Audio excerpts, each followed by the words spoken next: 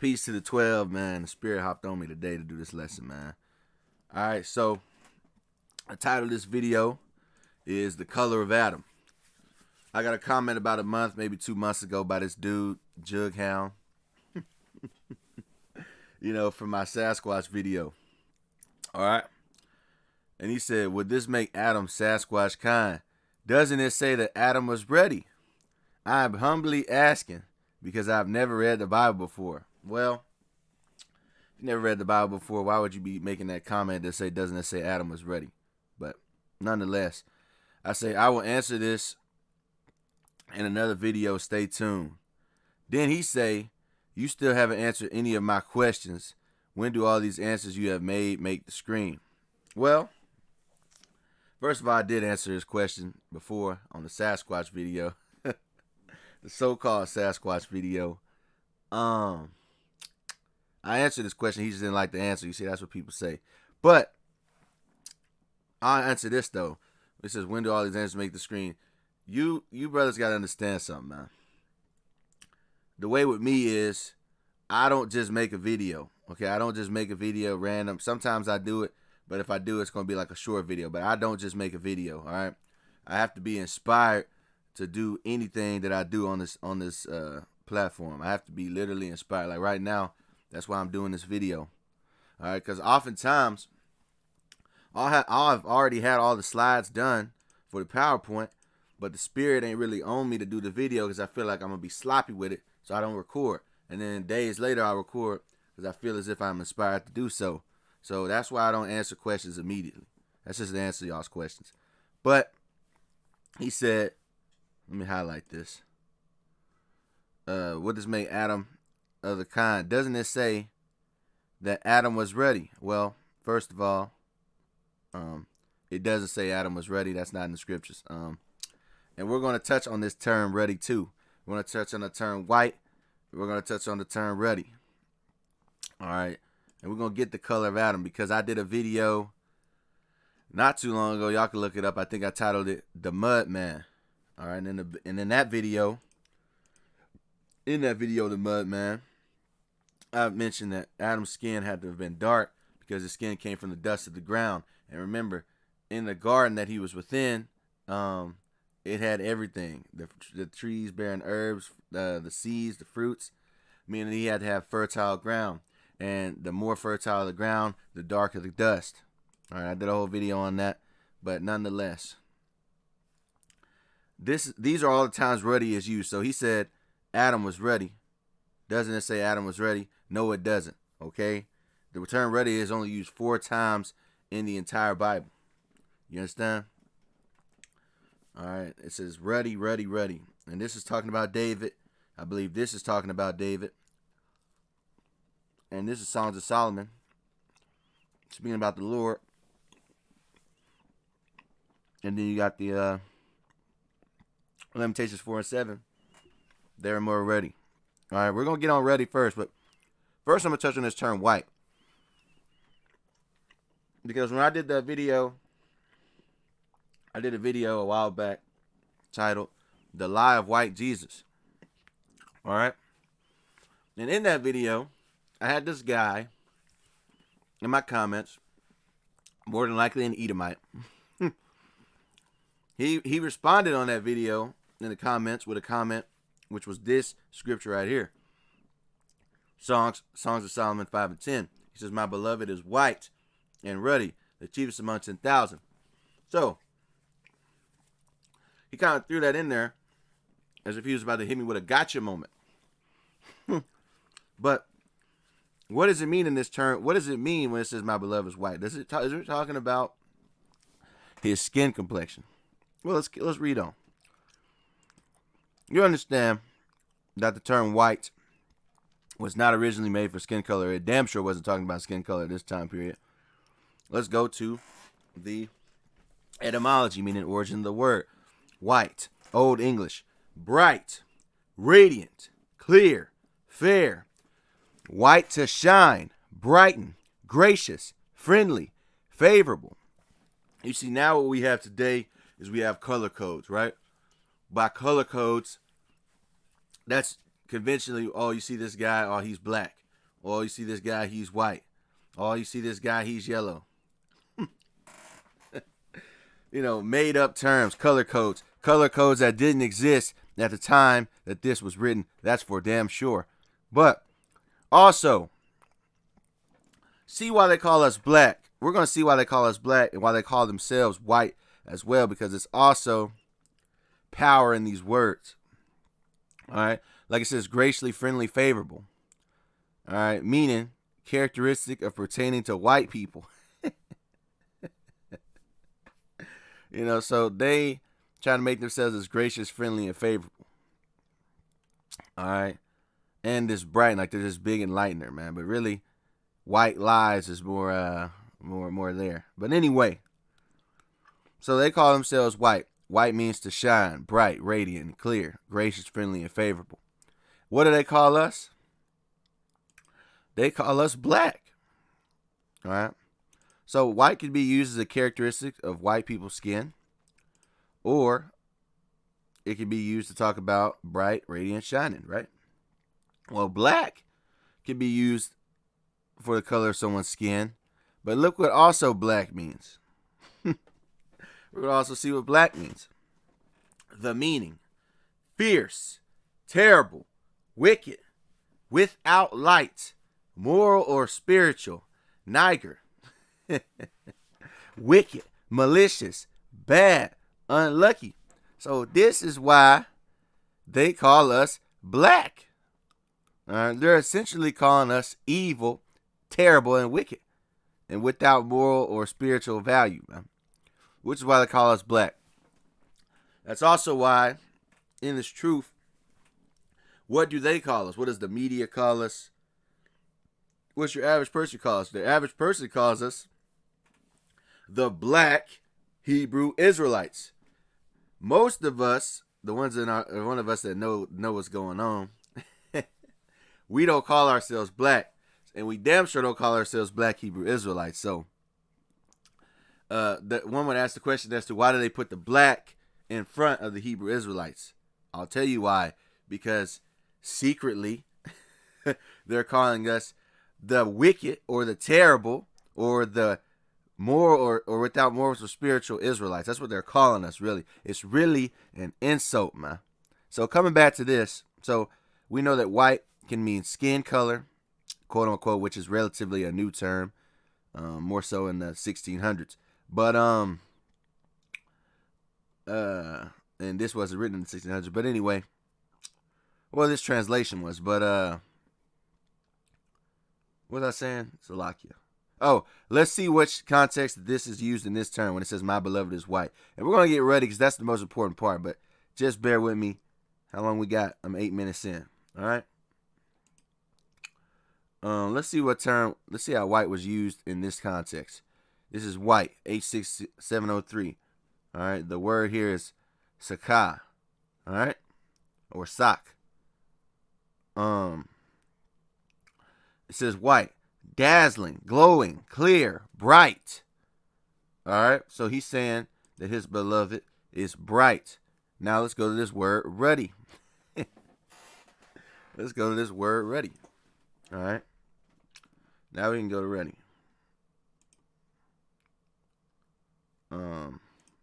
So we know that black and white can be used as color codes, and it can also be used as good and evil, righteous and wicked. All right. So any of you brothers that are calling yourselves black, I would encourage you not to do so.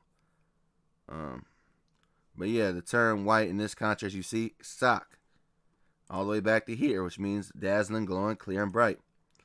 It's not talking about him being actually white. As a matter of fact, what I'll give you an example of someone that was actually white, quote unquote white, and that's known as a leprosy. All right, Leviticus 13:10, and the priest shall see him, and behold, if the rising be white in the skin, and they have turned the hair white, and there be quick raw flesh in the rising. And I'm gonna do a video on leprosy again at some point, because I just found some very interesting findings in an old book that was written about 1700s. But anyway, so stay tuned for that. But Leviticus 13:11, it is an old leprosy. So white in the skin. It is an old leprosy in the skin of his flesh, and the priest shall pronounce him unclean, and shall not shut him up, for he is unclean. So this is an example of uncleanness. All right. Let's get an example of it in the term that it was used when someone was made leprous. Numbers 12:10. And the cloud departed from off the tabernacle, and behold, Miriam became leprous. You see, Miriam became leprous. Correct? White as snow. So Miriam was made leprous, white as snow. And Aaron looked upon Miriam, and behold, she was leprous. So in other words, her pigment was destroyed and replaced and made her white as snow. I'm going to give you another example. 2 Kings 5:27. The leprosy therefore of Naaman shall cleave unto thee and unto thy seed forever. And he went out from his presence a leper, as white as snow. So this guy also was made leprous, and he left white as snow. He left without his pigmentation. Okay? So that's how you can tell the difference between something being actually white and something being figuratively white as a term for righteousness, as clear, bright, glowing, shining, so to speak. So now let's go back to ruddy. Now that goes to the next thing, ruddy, right? Okay, what does ruddy mean? Because if you let these people tell you, oh, ruddy means, this black guy, or not, excuse me, ruddy means this pasty white dude, and you can see the rosy of his cheeks. Well, let's see what ruddy means. Ruddy. Ruddy is the form taken by the adjective red when used as a term of praise of the human skin. All right? And this is its use in the Bible. All right? The Hebrew and Greek words are usually words for red to be red. The dark-skinned Hebrews found great beauty in a clear complexion. You see how it says the dark-skinned Hebrews? Now, I'm sure people will be, oh, no, what he's talking about. That's talking about a guy with a tan. No. But I'm going to show you some pictures of ruddy. Basically, what ruddy means is, for lack of a better term, you can see the redness within a person, all right, due to his lighter complexion. Like I myself, right, you can see the red within my cheeks. All right, I'm what they call a light skin. As a matter of fact, my grandfather, who's passed away now, my grandfather called me a nickname, and he used to call me Red. All right, he's like, "What's up, Red?" All right, so that's an example, right? But I'm still a so-called black man, which I hate the term. But he used to call me Red. I'll tell you something else. In Jamaica, I don't know if it's just certain parts of Jamaica or if it's Jamaica as a whole, but I know for a fact that there's a part in Jamaica where there's a saying where they say, "Boy, you ain't lost your mother's color yet." What does that mean? Meaning the guy is usually young and he hasn't darkened up over time because he's still young. As you all know, when a so-called black baby is born, he does not get as dark as he will get when he's older, most of the time, if not all the time. Now, I'm going to show you some examples of all that would be considered ruddy, right? Now, like I said, they call me Red. Well, check this out. This woman, I don't know her, but it says Martha Redbone. Now, you can see the red coming out of her cheeks. The red coming out of her cheeks. That would be different than, that would be a difference between the regular dark-skinned Hebrews. You can see the red coming out of her cheeks. All right, you have a guy, he wrote a famous song called Come and Get Your Love. His name was Redbone. He was a Native American. His name was Redbone. So interesting that a Native American would call himself Redbone as well as a so-called black woman. All right, but you can see the redness within him. All right, I even used to watch a movie called Take a Hard Ride. And in that movie, it had Jim Kelly, who's a so-called black man, but in the movie, he's playing a so-called Indian. So what were they really trying to tell you in the movie?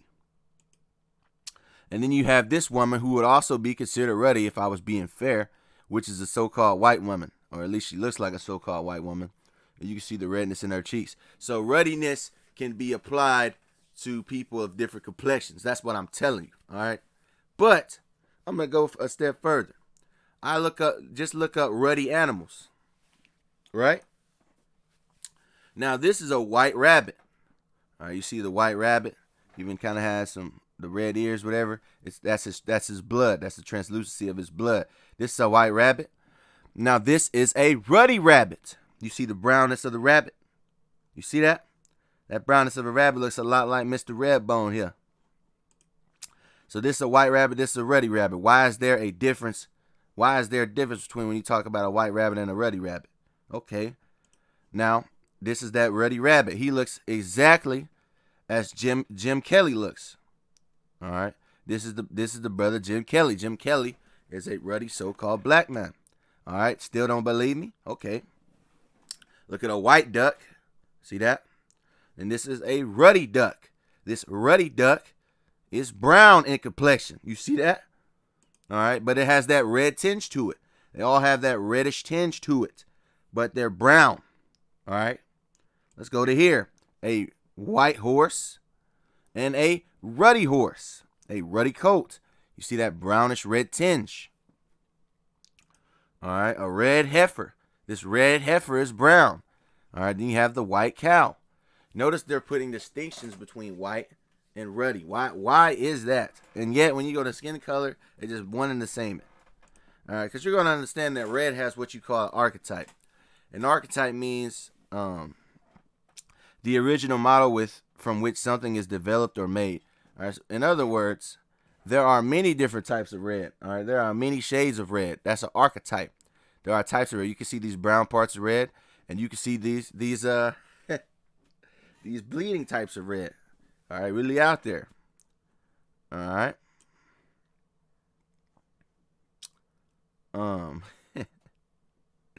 So that's just what I'm trying to tell you, man. And really both of them in these contexts, it's talking about like figuratively anyway, and I'll prove that because we go to these different translations of Songs of Solomon, right? Like this one, for example, Christian Standard Bible. My love is fit and strong, notable among 10,000. So the word ruddy isn't even in there, neither is the word white. This one, my love is fit and strong, notable among 10,000. All right, so dazzling and reddish. But nonetheless, that's the point. All right, and I'm going to show you something else too. Oh, let me get Lamentations 4 and 7 too, because let me get that too. Salakia. Because I want to get everything. I don't want to miss nothing. All right. And stick around because I'm not done yet. I'm not done yet because we're going to touch on something else too. Where was I at, man? Salakia. Here we go. Lamentations 4:7. Her Nazarites were purer than snow. They were whiter than milk. Now, once again, that's talking about them being clean and radiant. Let's prove that real quick. Lamentations 4 is talking about brighter than snow, whiter than milk. All right, that's using the same context as white was used in Songs of Solomon. All right, that's why it says, but now their appearance is blacker. Once again, black can mean dark or evil or wicked. So that's why we don't call ourselves black, man. We can purify me with hyssop. That's what it's letting you know. And I shall be clean. Wash me and I shall be whiter than snow. There's a term that they use in the world today. It's called a clean slate. All right, a clean slate, a blank page. All right, meaning you wipe away all that stuff, man. All right. And I just want to touch on the term white is relatively new as a racial term. This is a book titled The Invention of the White Race by Theodore W. Allen. All right. Now you go to page 13. I'm going to scroll down to here. Readers of the first edition of The Invention of the White Race were startled by Allen's bold assertion on the back cover. When the first Africans arrived in Virginia in 1619, there were no white people there, nor, according to the colonial records, would there be for another 60 years. What is he saying? Meaning 60 years, that would be 1670 is when, or in the 1670s, 1680s is when they first coined the term white to be applicable as a racial term. All right. See the term white as a token of a social status. The law was passed in 1691. All right, but anyway, so the origin of the white race. So that is a relatively new term, as is the letter J, because I believe the letter J came out in 1519, which is why we don't use the word Jesus. But just wanted to point that out.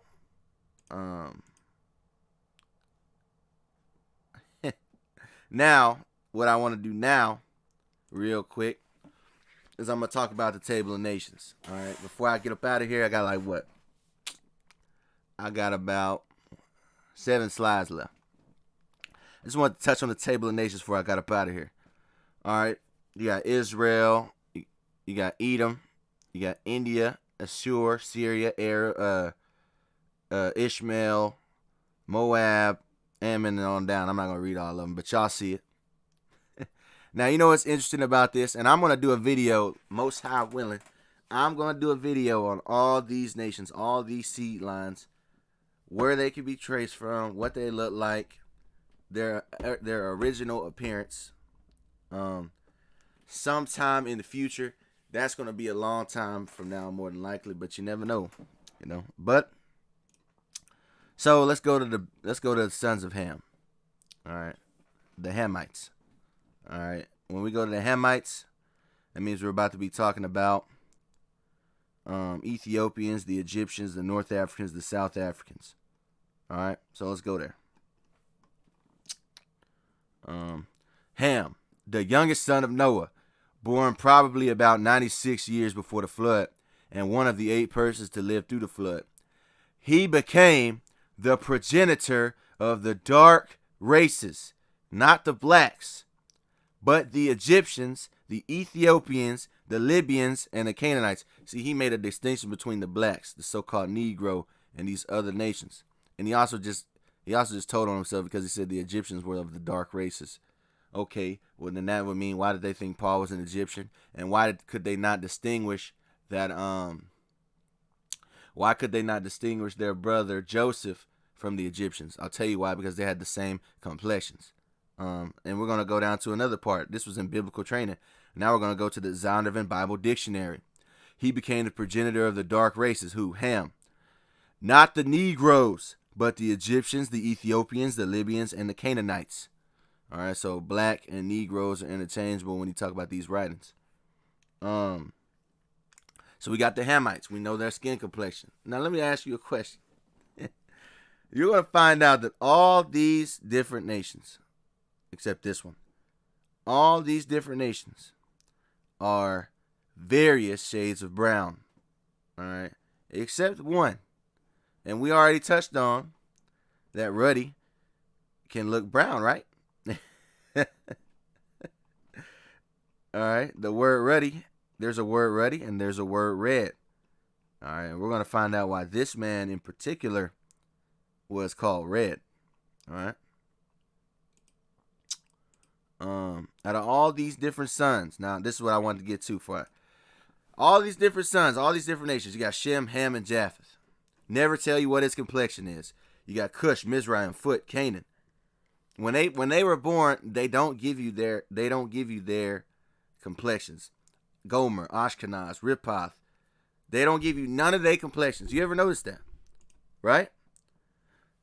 The sons of Shem. When we go to Elam, right? The sons of Shem would be Assyria, Syria,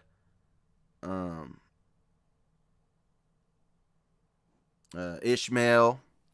When you go to Moab, you go to Ammon. you go to Israel. Salakia. Israel is also Shemitic. All right. All these people, none of their complexions are ever mentioned.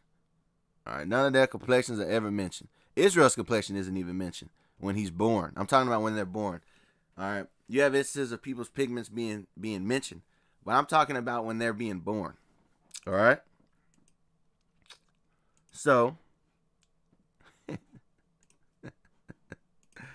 well, someone could say, well, why does it say, can the Ethiopian change his skin?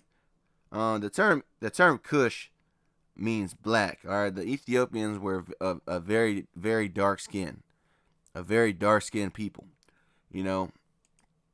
And this term skin could have been referring to the hide that they wore anyway, but nonetheless, that doesn't make a difference, man. All right, the sons of Cush were known as black. As a matter of fact, the term Cush means black and or burnt face. All right. But out of all these nations, all right, out of all these nations, all right, when Ammon and Moab were born, their complexion wasn't mentioned.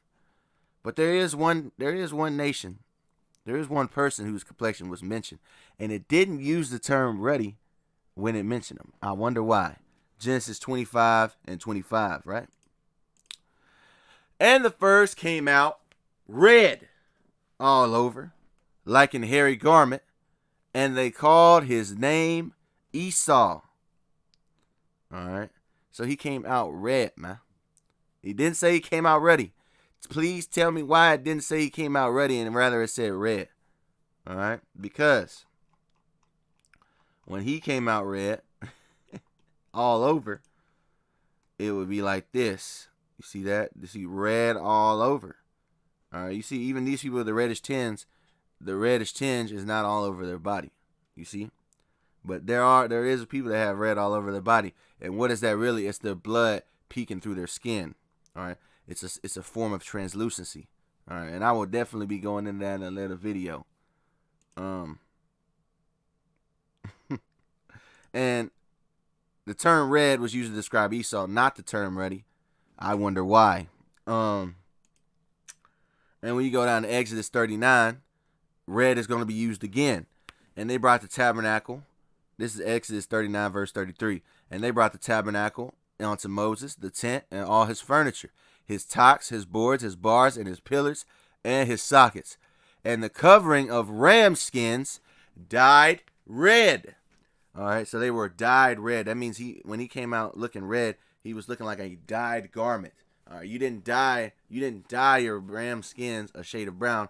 When you dyed it red, it was red, like blood red, you know, like a red stop sign.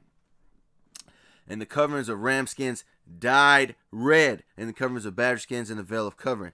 So they were talking about like a dyed red skin. He came out red all over. All right, that's the whole point. And like I said, man, there's a people that look red all over, man. You know, Edom. Remember, Esau is red. All right, named after that red pottage, Idumea. All right, but anyway, man, that's it on the video. Hopefully this lesson was edifying, man. And I will be touching on the origins of all these nations, man. I just got to be real careful how I pronounce how I say certain things. You know, so they don't delete my damn channel. But I will be doing videos on all these nations at some point. And with that, Lord willing, hopefully this lesson was edifying. With that, I say peace to the 12. I want to give all praises, honor, and glory to the Most High Yahawah in the name of His only begotten Son, yahawashi, man. Yahawah being the name of the Heavenly Father, and yahawashi is the name that is commonly known as Jesus Christ. I want to say shalom, which means peace, to you brothers that's doing this work in truth and sincerity, to you people that's listening and learning, and to you elders that's been doing this thing before me, man. All right, keep pushing. Keep doing these videos. We don't get the hell up out of here, man. Do the works, man. All right, because they speak for themselves. Peace.